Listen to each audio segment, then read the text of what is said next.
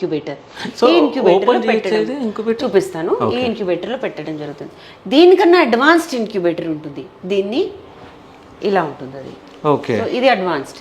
So అదేంటంటే పాతకాలంలో వాడేవాళ్ళం. ఇప్పుడు మేము ఎంబ్రియో కల్చర్ అంటే అండం పెట్టడానికి, పిండాలు కల్చర్ చేయడానికి వాటిని వాడము. ఇప్పుడు ఇవి వాడతాం, ఈ ఇంక్యుబేటర్ వాడతాం. ఇందులో లాభం ఏంటంటే ప్రతి దాంట్లో చూస్తున్నారు ఒక ఛాంబర్ ఉంది. ప్రతి దాంట్లో ఒక పేషెంట్ ని పెట్టచ్చు. సో ఇందులో సపోజ్ ఏ, ఇందులో బి, ఇందులో సి ని పెట్టచ్చు.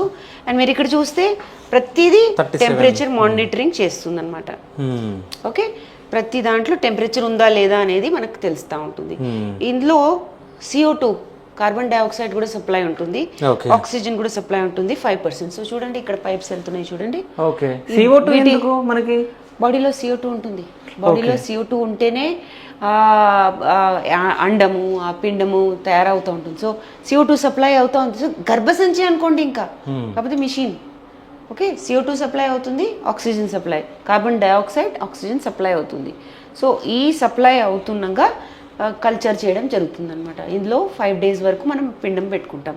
కాకపోతే ఈ మిషన్లలో అన్నీ ఇంపార్టెంటే, ఆ ప్రొసీజర్ ఫలదీకరణం చేసే ప్రొసీజర్ని ఇంట్రాసైటోప్లాస్మిక్ స్పర్మ్ ఇంజెక్షన్ అంటారు.